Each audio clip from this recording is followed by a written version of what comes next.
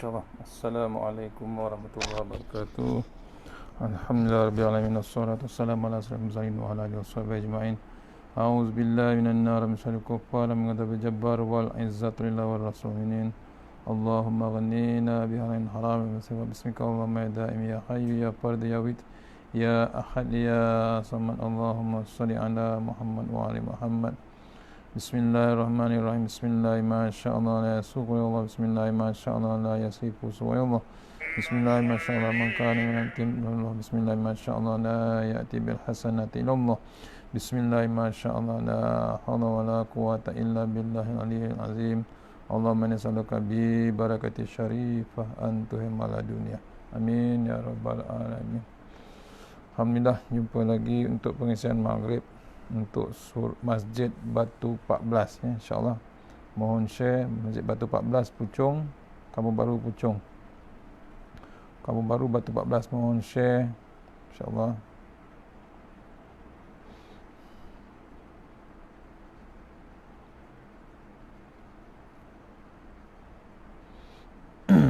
Mohon share Batu 14.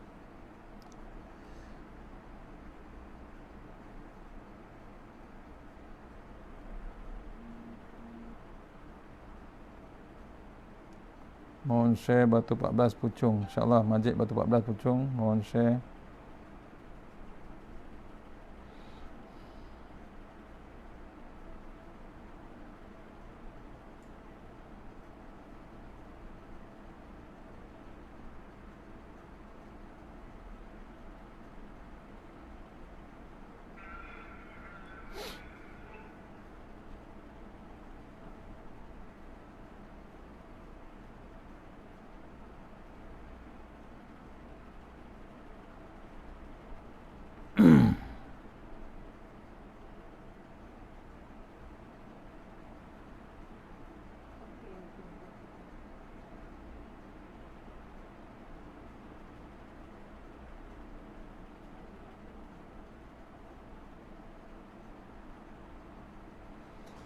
InsyaAllah. Assalamualaikum warahmatullahi wabarakatuh. Kita masih lagi dalam kitab Tamyiz Ghafilin untuk Batu 14 Puchong, Masjid Batu 14 Puchong, insyaAllah. Sambungan pagi tadi daripada surah Al-Kahfi.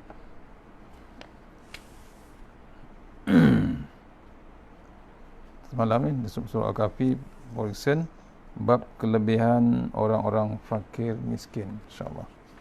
Apa yang di kitab boleh buka muka surat 251 sambungan semalam. Tengok, auzubillahi minasyaitonirrajim. Zaid bin Aslam berkata, Rasulullah SAW bersabda, 1 dirham untuk sedekah lebih afdal dari 100,000. Ditanya, bagaimana yang demikian itu ya Rasulullah?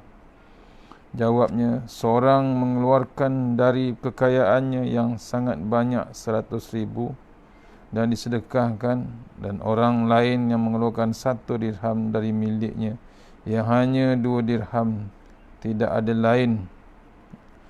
lain sedang dengan senang hati, maka orang yang mengeluarkan 1 dirham lebih afdal daripada 100,000, yakni yang 1 dirham telah mengeluarkan 50% dari harta kekayaannya, sedang yang 100,000 hanya 1% dari kekayaannya. Ini cerita orang bersedekah, ya. Orang yang bersedekah atau berinfak, berbezakan orang yang sedekah 100,000 dirham daripada kekayaannya, hanya sebenarnya dia sedekah 1% saja.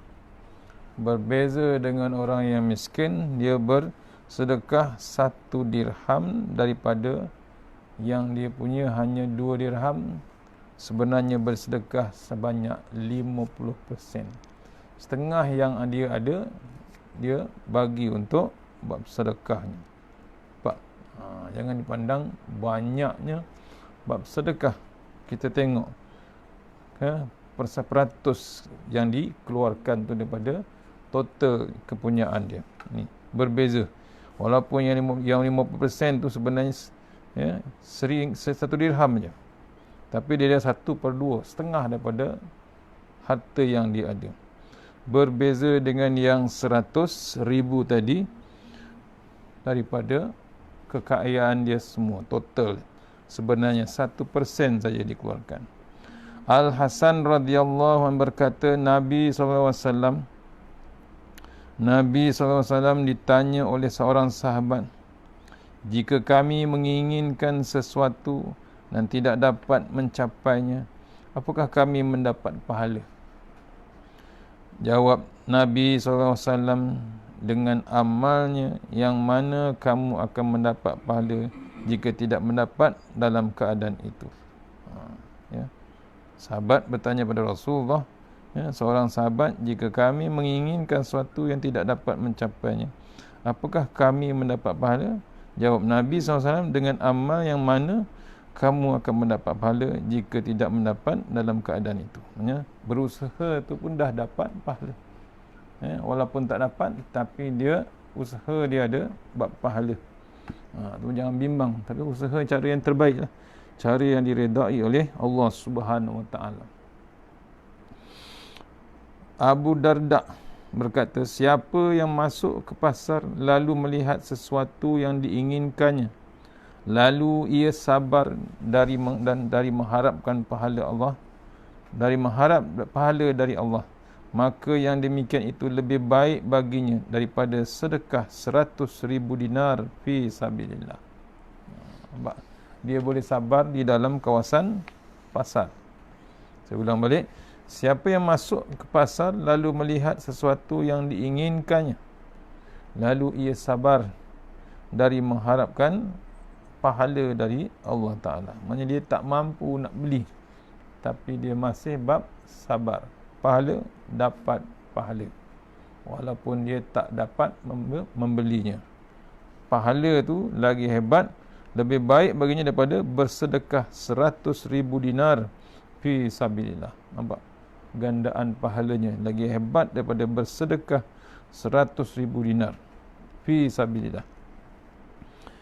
Abu Lais berkata, dalil atas kelebihan orang fakir itu ialah ayat wa atiullaha wa rasula la'allakum turhamun. Tegakkan sembahyang dan keluarkan zakat. Taatlah kepada Rasulullah supaya kamu diberi rahmat. Dalil kelebihan orang fakir miskin. Tu ada ditulis dalam ayat ini, iaitu tegakkan solat ataupun sembahyang, keluarkan zakat dan taat kepada Rasulullah SAW supaya kamu diberi rahmat. Di dalam ayat ini Allah meletakkan hak orang fakir langsung sesudah hak Allah. Dan juga fakir sebagai doktornya orang kaya. Sebab jika ia sakit disuruh sedekah kepada fakir miskin, juga kepada pencucinya. Sebab bila sedekah kepada fakir miskin, maka ia dibersihkan hatinya dari dosa-dosanya, juga membersihkan hartanya. Juga si fakir itu sebagai pesuruhnya. Sebab bila ia akan bersedekah untuk ayah bondanya yang telah meninggal, ia pergi kepada fakir miskin dan memberi sedekah kepada mereka, juga menjaga kekayaannya, sebab harta yang dikeluarkan zakat dan sedekahnya terpelihara dari bencana. Nampak kelebihan orang fakir. Kita tengok poin yang pertama, Allah meletakkan hak orang fakir ini daripada ayat atas tadi, wa atiullaha wa rasula la'allakum turhamun. Dalam ayat ini Allah meletakkan hak orang fakir langsung kesudah hak Allah Ta'ala. Yang pertama, dia juga fakir sebagai doktornya orang kaya. Dia sebagai doktor. Kenapa sebagai doktor? Sebab jika yang kaya itu sakit, disuruhnya bersedekah kepada fakir miskin. Nampak? Itu yang jadi sihat. Pasal apa? Dia bersedekah. Amalan bersedekah ni menyihatkan yang bersedekah tu. Tu kelebihan orang fakir. Terima bab sedekah pada orang kaya. Dia sebagai doktor. Allah jadikan dia sebagai fakir untuk membantu memulihkan orang yang sakit, orang yang kaya. Juga dipanggil pencucinya. Orang fakir miskin ini dipanggil pencucinya untuk orang kaya. Sebab bila sedekah kepada fakir miskin, maka dibersihkan dari dosa-dosanya. Allah. Itu kelebihan orang fakir. Dia dapat mencuci dosa-dosa orang kaya. Itu kena renung kita.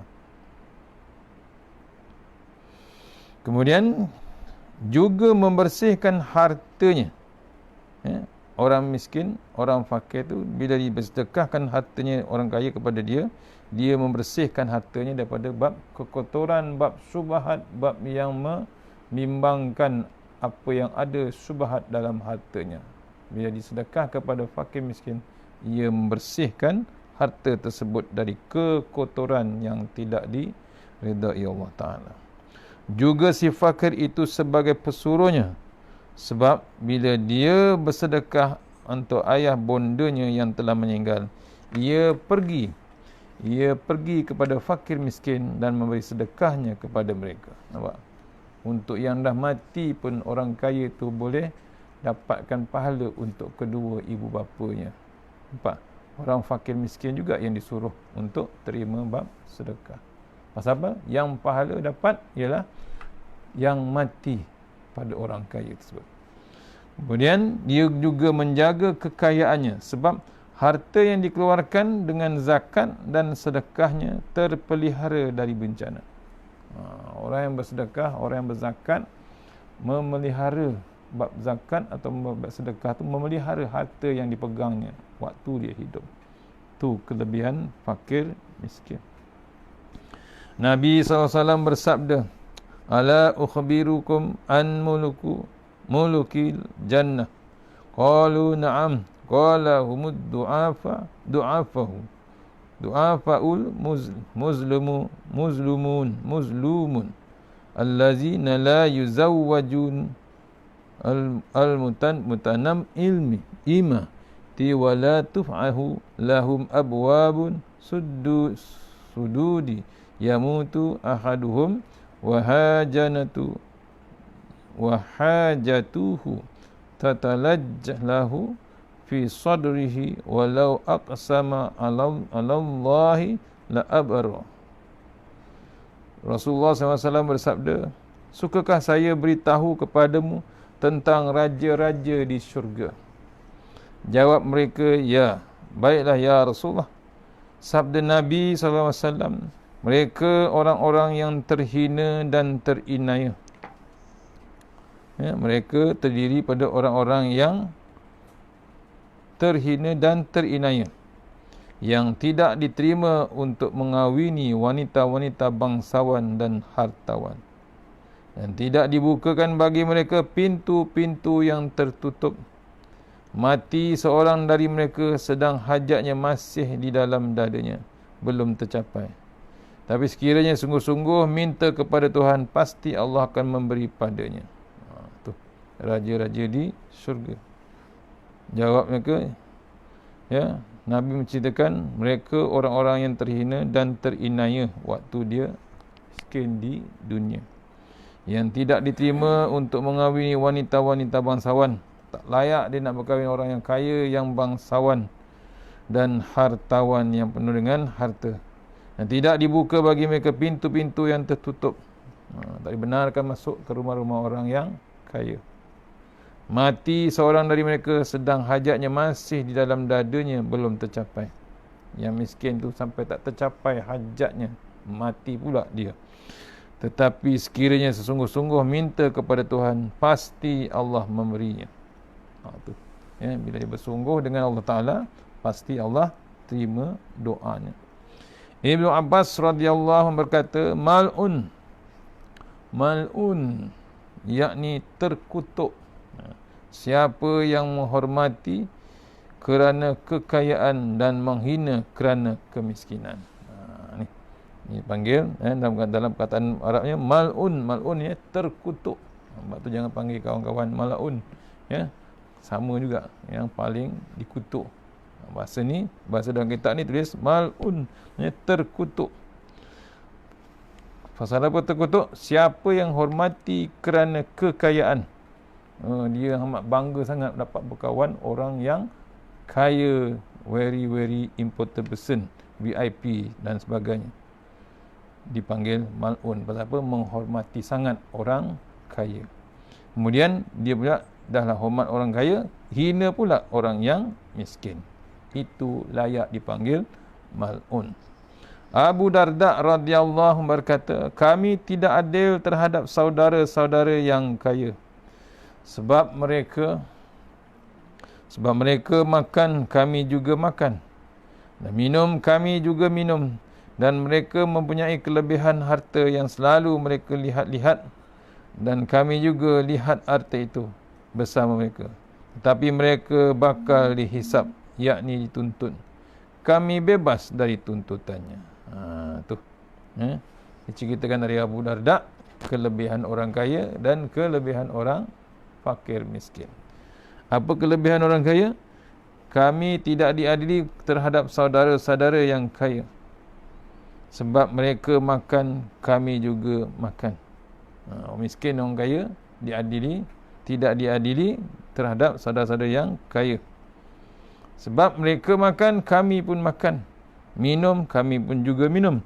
Dan mereka mempunyai kelebihan harta yang selalu mereka tunjukkan, dan kami juga melihat harta itu bersama mereka, tapi mereka bakal dihisap ataupun dituntut. Kami sebagai orang miskin bebas tuntutan daripada banyaknya harta. Itu kelebihan orang fakir miskin. Syakik bin Az-Zahid berkata, orang-orang miskin memilih tiga. Dan orang-orang kaya juga memilih tiga macam. Orang-orang miskin memilih kesenangan jiwa dan kekosongan hati dan ringannya hisap. Sedang orang-orang kaya memilih sibuknya hati dan penatnya fikiran, beratnya dihisap. Ini beza orang miskin dengan orang kaya. Orang miskin memilih kesenangan jiwa, dia tak pilih kesenangan harta. Dia memilih bab kekosongan hati, dia tidak menyibukkan hati. Beza dengan orang kaya, dia sibuknya hati. Orang miskin hati dia kosong. Dan yang orang miskin, kelebihan yang ketiga, ringannya hisap dia. Berbeza dengan orang kaya, beratnya hisap, iaitu hari kira mengira besok di akhirat.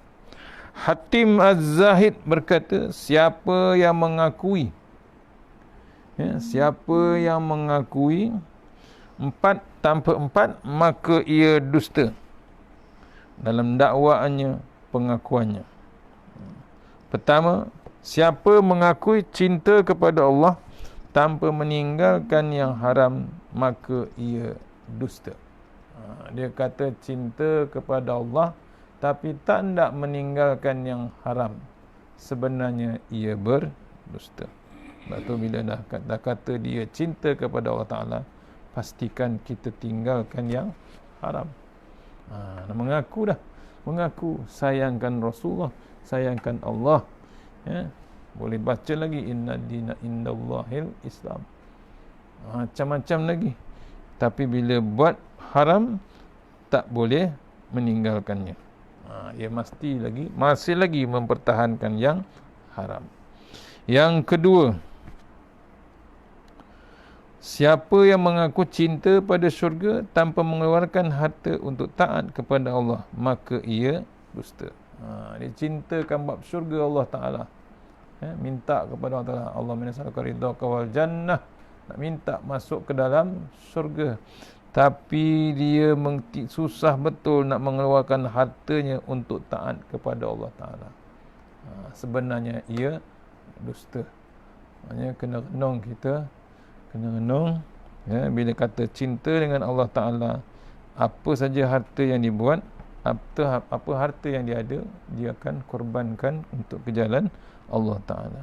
Yang ketiga, siapa yang mengaku cinta kepada Rasulullah SAW tanpa mengikuti sunnatul Rasul, maka ia berdusta. Tu cintakan Nabi, kena buatlah sunnah Nabi, kena ikut follow pada Rasulullah SAW. Yang keempat, siapa yang menginginkan darjat yang tinggi tanpa bersahabat kepada orang-orang fakir miskin, ia dusta. Dia nak darjat dia hebat, nak digelar hebat, tapi dengan orang miskin dia jauh, dia tak nak dekat dengan orang miskin. Maksudnya dia berdusta dengan bab inginkan darjat yang tinggi. Silap besar lah. Maksudnya kita mendapatkan darjat tinggi kita di sisi Allah Subhanahu Wa Taala. Seorang hakim berkata, 4 macam siapa yang ada di dalamnya, maka ia haram dari kebaikan. Siapa yang ada dalamnya, 4 macam siapa yang ada dalamnya, maka ia haram dari kebaikan. Yang pertama, yang haram daripada kebaikan ialah orang yang sombong kepada bawahannya. Susah dia pada bab kebaikan. Orang yang sombong. Tak hendak tengok yang bawah. Dia hendak yang atas. Percampurannya cuma yang di atas. Itu namanya sombong. Yang kedua, orang yang derhaka terhadap kedua ayah bondanya. Itu pun diharamkan dari bab kebaikan. Sebab tu ibu dan ayah kita pastikan kita jaga hubungannya. Yang ketiga, orang yang menghina orang-orang gharib, orang yang asing, itu pun dipanggil haram dia daripada bab kebaikan. Maksudnya dia orang asing datang dihina-hinanya ataupun diejek-ejeknya. Kesilapan besar. Yang keempat, orang yang menghina orang-orang miskin kerana kemiskinan, itu pun diharamkan bab kebaikannya. Tidak boleh masuk bab kebaikan. 4 golongan yang akan dijauhkan daripada bab kebaikan ataupun diharamkan kebaikan. Nabi SAW bersabda, ma auhallahu ilayya an ajma'al mala wa akuna minat tajirin walakin auha illa ilayya an sabbih bihamdi rabbika wa kun minas sajidin wa'bud rabbaka hatta ya'tiyakal yaqin. Nabi SAW bersabda, Allah tidak mewahyukan kepadaku supaya mengumpulkan harta dan menjadi pedagang. Tetapi Allah mewahyukan kepadaku supaya bertasbih, tahmid kepada Tuhan dan selalu bersama-sama orang-orang yang sujud, dan ibadahlah kepada Tuhanmu sehingga mati, yakni mencapai keyakinan yang sesungguhnya. Ni Nabi menceritakan, bersabda, Allah tidak mewahyukan kepadanya supaya mengumpulkan harta dan menjadi pedagang. Allah tidak mewahyukan dia bab dagang ataupun nak jadi orang kaya. Tetapi Allah mewahyukan kepadanya supaya bertasbih, bertahmid kepada Tuhan dan selalu bersama-sama orang yang sujud, dan ibadahlah kepada Tuhanmu sehingga mati, mencapai keyakinan yang sesungguhnya. Itu nasihat Rasulullah SAW. Abu Laits berkata, Abu Ja'far meriwayatkan dengan sanadnya dari Abu Sa'id Al-Khudri radhiyallahu an berkata, ya ayyuhan nasu la tahmilanakum lanakumul usratu wal fatwatu ala an tatlubu rizqa min ghairi hillihi fa inni sami'tu wa Rasulullah sallallahu alaihi wasallam yaqulu Allahumma tawaffani fakiran wa la tatawaffani ghaniyan wahsyurni fi zumratil masakin yaumal qiyamah fa in ashqal ashqiyai manijtama'a alaihi faqru dunya wa azabul akhirah. Abu Sa'id Al-Khudri radhiyallahu berkata, daripada Abu Ja'far yang meriwayatkannya, hai manusia, jangan sampai kesukaran. Kesukaran itu mendorong kamu untuk mencari rezeki dari yang haram. Sebab saya telah mendengar Rasulullah SAW bersabda, ya Allah, matikanlah aku sebagai orang fakir miskin, dan jangan dimatikan aku kaya, dan kumpulkan aku di mahsyar dalam rombongan orang-orang miskin pada hari kiamat. Maka sesungguhnya yang amat celaka ya orang yang miskin di dunia tapi terseksa di akhirat. Pesankan oleh Rasulullah SAW. Ya, manusia yang sampai kesukarannya kadang-kadang mendorong dia mencari yang haram. Macam sekarang, ya, dah melampau sangat, dah tak ada langsung nak cari sumber pekerjaan, cari rezeki yang halal, dah tak terdaya dah, akhirnya cari jalan pintas untuk mencari yang haram. Tu, ya, jangan kita dibuat begitu, sebab dipesan oleh Rasulullah SAW. Nabi bersabda, sahabat mendengar, ya Allah, Nabi bersabda, matikan aku sebagai orang fakir miskin. Nabi berdoa. Nabi berdoa minta mati dalam keadaan miskin. Kemudian jangan dimatikan dia dalam kaya. Dia tak minta pun bab kaya. Mati pun dia minta jauhkan daripada yang kaya. Kumpulkan aku di mahsyar dan rombongan orang-orang miskin pada hari kiamat. Nabi mohon pada Allah Ta'ala, kumpulkan dia di padang mahsyar besok bersama dengan orang-orang miskin. Maka sungguhnya yang amat celaka ialah orang miskin di dunia dan tersiksa di akhirat. Ni paling malang. Pasal apa? Tak nak ambil tahu bab agama, tak nak ambil tahu bab mengaji, tak nak ambil tahu bab surau, masjid. Akhirnya dia tak tahu apa benda, ya. Akhirnya dia terseksa besok di akhirat. Dahlah dunia miskin, akhirat pun diseksa. Umar bin Al-Khattab radhiyallahu ketika menyampaikan kepadanya hasil ghanimah, hasil orang perang Qadisiyah, ia meriksanya dan melihat-lihatnya lalu menangis. Abdurrahman bin Auf radhiyallahu berkata, mengapakah engkau menangis ya Amirul Mukminin? Padahal hari ini hari gembira dan senang. Jawabnya benar, tetapi tiada satu kaum yang diberi ini melainkan terjadi kebencian dan permusuhan di antara mereka.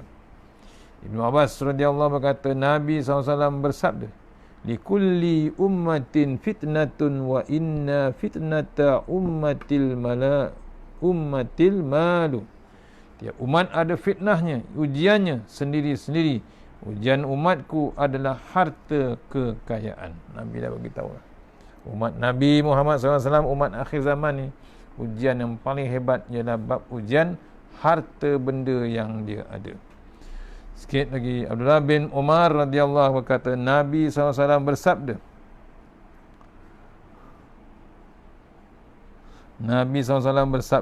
inna ahabbal khalqi ilallahil fuqara li'annahu kana ahabbul khalqi ilallahi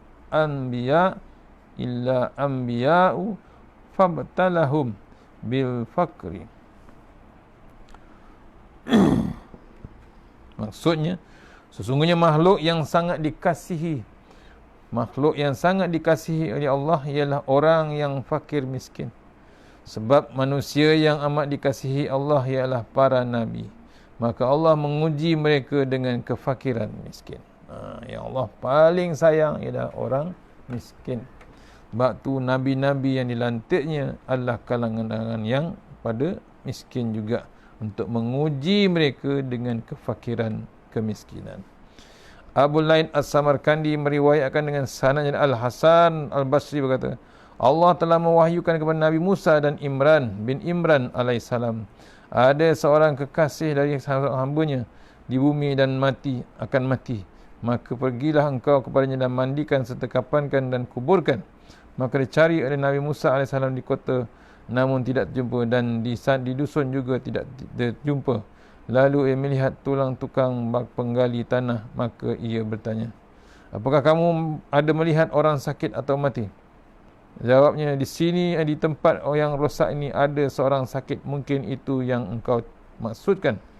Jawab Musa alaihissalam, ya benar. Maka ia pergi ke sana, tiba-tiba ada orang sakit yang menggeletik di tempat tanah berbantalkan batu merah, dan ketika ia datang sedang menghadapi sakaratul maut, jatuh kepalanya di batu merah itu.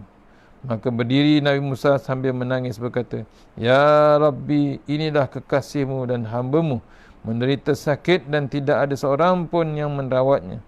Maka Allah menurunkan wahyu, Hai Musa, jika engkau kasih kepada seorang hamba-Ku, aku singkirkan dunia kepadanya. Aku singkirkan dunia ini daripadanya. Maksudnya, aku kasihkan, bila Allah kasihkan hamba tersebut, walaupun dalam keadaan fakir yang amat sangat, sampai atas tanah dia tidur, tapi dia singkirkan dunia daripadanya. Allah singkirkan dunia daripadanya. Dia tak mendapat apa-apa dengan bab dunia. Abbad bin Katsir dari Al-Hasan berkata, Iblis mengambil pertama wang emas dinar yang dibuat di atas bumi, lalu diletakkan di antara kedua matanya sambil berkata, siapa yang cinta kepadamu, maka ia hamba-Ku. Nampak? Dengan duit tu je Iblis boleh hiaskan dunia, sampai orang cintakan bab harta benda. Abu Lais dan Idris Wahab bin Munabbih berkata, Iblis datang kepada Nabi Sulaiman bin Daud alaihissalam berupa orang tua. Lalu ditanya oleh Nabi Sulaiman, beritakan kepadaku apa yang akan kau perbuat terhadap umat Nabi Isa bin Maryam alaihissalam. Jawab Iblis, saya akan menganjurkan kepada mereka supaya menggunakan dua Tuhan selain pada Allah Ta'ala. Lalu apakah yang kau perbuat terhadap umat Nabi Muhammad SAW?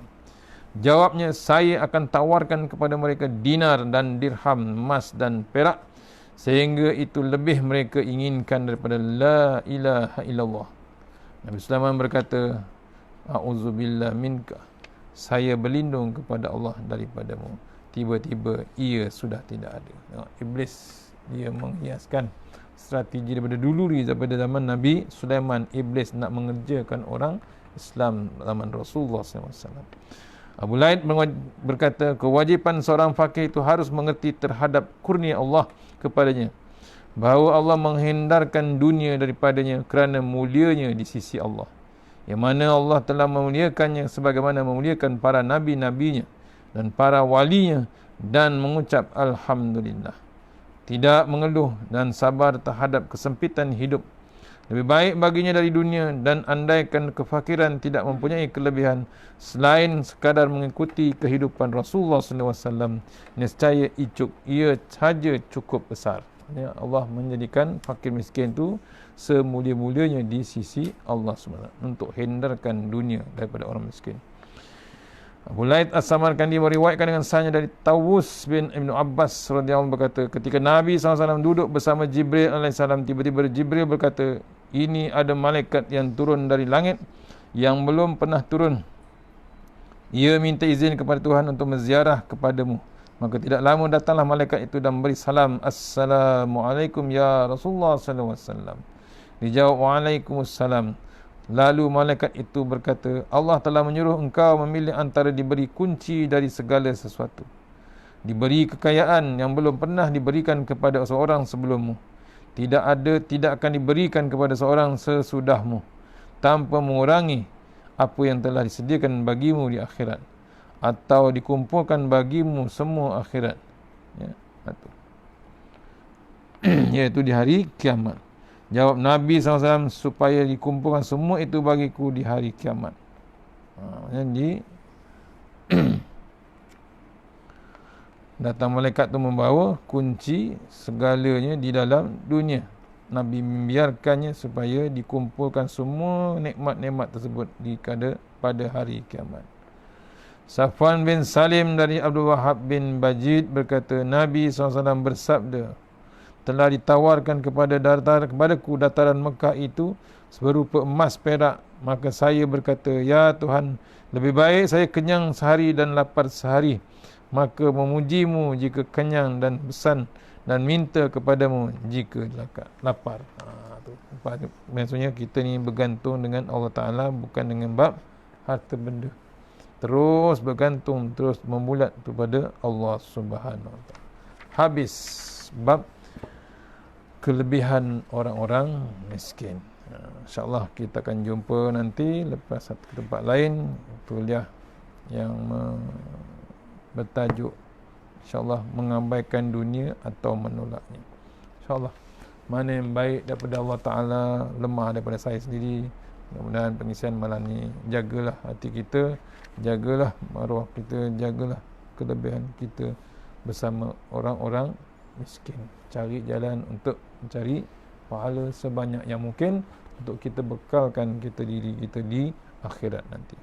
Mana yang baik daripada Allah Ta'ala, lemah daripada saya, kita sudah surah Al-Fatihah.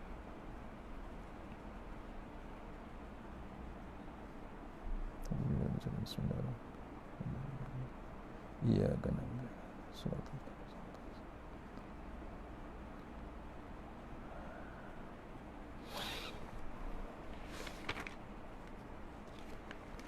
A'udzu billahi minasyaitonir rajim. Bismillahirrahmanirrahim. Allahumma tawil a'marana wa sahi ajsad wa nawwir qulubana wa sabbit wa nawwir qulubana wa sabbit imanana wa ahsin a'malana wa wasi' arzaqana wa ilal khairi qaribna wa anisharibna wa wajina fid din wa dunya wal akhirah. Ya Allah, panjangkan umur kami, sihatkan badan kami, terangkan hati kami, tetapkan iman kami, elokkan amalan kami, luaskan rezeki kami, dekatkan kami kepada kebajikan, jauhkan kami daripada kejahatan, tunaikan hajat kami.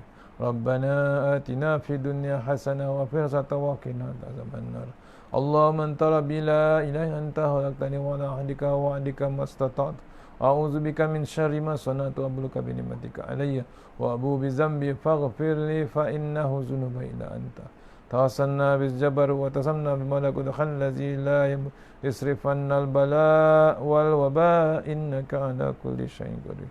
Wa sallallahu ala sayyidina Muhammad wa sallam. Alhamdulillahi rabbil alamin. Assalamualaikum warahmatullahi wabarakatuh. InsyaAllah.